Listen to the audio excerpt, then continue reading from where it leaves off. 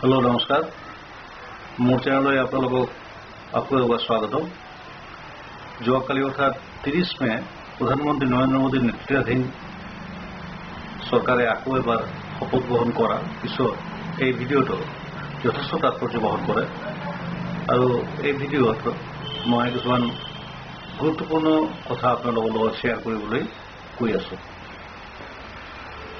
মই দেখা মতে ভাৰতৰ যি ইউনিয়ন কেবিনেট এই ইউনিয়ন কেবিনেট গঠনৰ এটা কিছু নিৰ্দিষ্ট এটা ফৰ্মুলা বা এটা মানে নিৰ্দিষ্ট এটা বৈশিষ্ট্য কিছুমান পৰিলক্ষিত হয়।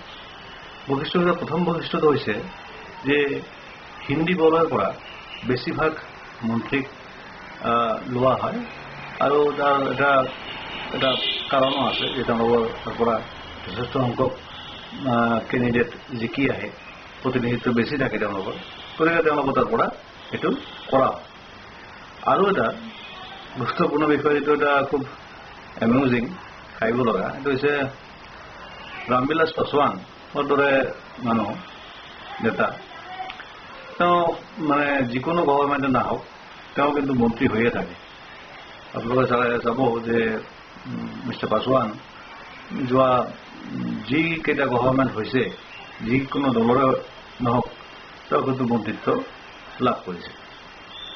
এই ক্ষেত্ৰত দুটা ক'বলগীয়া কথা আছে যে উত্তৰ পূৰ্বাঞ্চলৰ প্ৰতিনিধিত্ব এই নতুন মন্ত্ৰীসভাত কিমানখিনি আছে বা উত্তৰ পূৰ্বাঞ্চলক কিমানখিনি প্ৰতিনিধিত্ব এই মন্ত্ৰীসভাত দিয়া হৈছে, সেইটো এটা খুব গুৰুত্বপূৰ্ণ বিষয়। প্ৰথম কথা আহিছো উত্তৰ পূৰ্বাঞ্চলত বিজেপিয়ে কিমান সাফল্য লাভ কৰিছে বা কিমান সংখ্যক বিজেপিয়ে আসন দখল কৰিবলৈ সক্ষম হৈছে। উত্তৰ পূৰ্বাঞ্চলত মুঠতে বিজেপি 14খন আসন পাইছে, অসমত 9খন, অৰুণাচল প্ৰদেশত 2খন, ত্ৰিপুৰাত 2খন আৰু মণিপুৰত এখন, এই 14খন আসন। আৰু ইয়াৰ লগত যদি আমি ৱেষ্ট বেংগল অৰ্থাৎ পশ্চিমবংগৰ আসন 18টা আসন আমি মিলাই লওঁ তেতিয়াহ'লে টোটাল হৈছে 32খন আসন তেওঁলোকে লাভ কৰিছে। আৰু ইয়াৰ ভিতৰত মাত্ৰ 4জনক মন্ত্ৰিত্ব প্ৰদান কৰা হৈছে, কোনো কেবিনেট মন্ত্ৰী ইয়াত নাই। অকল Kiren Rijiju minister of state with independent charge তেওঁক দিয়া হৈছে। বাকী ৰামেশ্বৰ তেলী অসমৰ একমাত্ৰ প্ৰতিনিধি মোদী মন্ত্ৰীসভাত আৰু 2জন পশ্চিমবংগৰ পৰা আছে। এইটো কথা সুধিলে হয়তো কোৱা যাব যে আকৌ মন্ত্ৰী সম্প্ৰসাৰণ হ'ব, সম্প্ৰসাৰণৰ পিছত ইয়াৰ পৰা আকৌ প্ৰতিনিধিত্ব বেছি দিয়া হ'ব। কিন্তু মোৰ এটা কথা যে একেটা কথাটো বাকী ৰাজ্যৰ ক্ষেত্ৰতো খাটে, তেওঁলোকতো মানে ৱেইট কৰিব পাৰে। অকল অপেক্ষা উত্তৰ পূৰ্বাঞ্চলত কিয় কৰিব লাগে? আচলতে কথাটো হৈছে সাংবিধানিকভাৱে এইটো প্ৰধানমন্ত্ৰীৰ সম্পূৰ্ণ অধিকাৰ, তেওঁ কাক মন্ত্ৰী কৰিব কাক নকৰিব সেইটো প্ৰধানমন্ত্ৰীৰ অধিকাৰত পৰে, সেইটো প্ৰধানমন্ত্ৰীৰ তাত সৰ্বসন্মতৰ সিদ্ধান্ত। কিন্তু কিছুমান যি প্ৰেছাৰ গ্ৰুপ আছে, কিছুমান যে লবি আছে, সেই লবিবিলাক এইখিনিত বহুত পৰিমাণে কাম কৰে আৰু অসমৰ লবি বা উত্তৰ পূৰ্বাঞ্চলৰ লবি এই ক্ষেত্ৰত যথেষ্ট দুৰ্বল বুলি এইটো আমি ক'ব পাৰোঁ। আৰু সেইকাৰণে ইমান সংখ্যক আসন লাভ কৰাৰ পিছতো প্ৰতিনিধিত্ব লাভ কৰা নাই। মই অকল হিন্দী বলয়ৰ কথাই কোৱা নাই, বাকী কেইটামান ফিগাৰ আপোনালোকক দিছোঁ যিটো এইটো আৰু অধিক স্পষ্ট কৰিব। যেনে অন্ধ্ৰপ্ৰদেশত বিজেপিৰ এখনো আসন নাই, কিন্তু এটা কেবিনেট মানে পৰ্টফলিঅ' তাত দিয়া হৈছে। পাঞ্জাৱত 4টা আসন জিকিছে বিজেপি আৰু আকালি দল মিলি, 4টাৰ ভিতৰত 3জনকে মন্ত্ৰী কৰা হৈছে, এজনক কেবিনেট পৰ্যায়ৰ মন্ত্ৰী কৰা হৈছে। আৰু গোৱাৰ এজন মাত্ৰ মানে সাংসদ, তেওঁ যথেষ্ট ভাগ্যৱান, তেওঁ মন্ত্ৰিত্ব লাভ কৰিছে।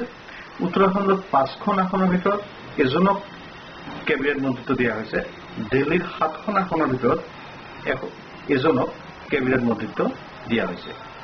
গতিকে এই বৈষম্য কিয়? যদি আজি মন্ত্ৰীসভা সম্প্ৰসাৰণৰ কাৰণে ৰখিব লগা হয় তেতিয়াহ'লে তেওঁলোকতো ৰখিব পাৰে, ৰাজস্থান ৰখিব পাৰে, গুজৰাট ৰখিব পাৰে, উত্তৰ প্ৰদেশ ৰখিব পাৰে, বিহাৰ ৰখিব পাৰে, মধ্যপ্ৰদেশ ৰখিব পাৰে, তেওঁলোকৰ ক্ষেত্ৰত ৰখাৰ বস্তু নাই কিয়? এইটো অকল অসম আৰু উত্তৰ পূৰ্বাঞ্চলৰ ক্ষেত্ৰতে কিয় হয় আৰু এইটো কথা হয় নেকি? আৰু এটা কথা মোৰ মনত আহে যে তেওঁলোকে উত্তৰ পূৰ্বাঞ্চলৰ মানুহখিনিক বা অসমৰ মানুহখিনিক মন্ত্ৰী হোৱাৰ যোগ্য বুলি নাভাবে নেকি?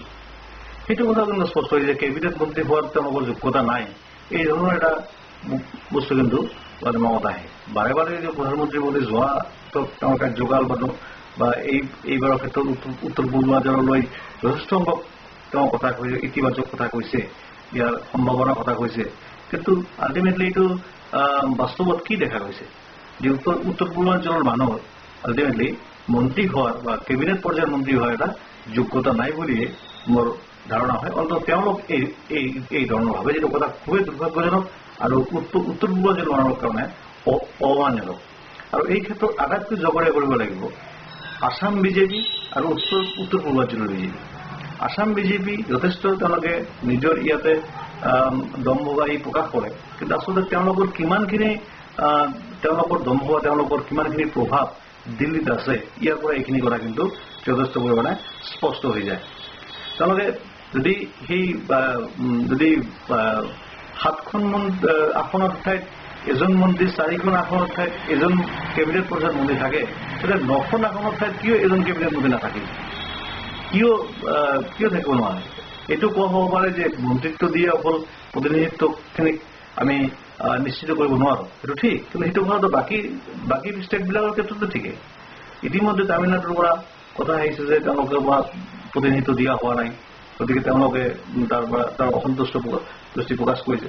কিন্তু এই ক্ষেত্ৰত অসম বিজেপিয়ে কিন্তু ঠিক ৰোল ল'ব পৰা নাই, ভূমিকা ল'ব পৰা নাই, আৰু উত্তৰ পূৰ্বাঞ্চলৰ বিজেপিৰ যে বিজেপি আছে তেওঁলোকৰ ঠিক ৰোল ল'ব পৰা নাই।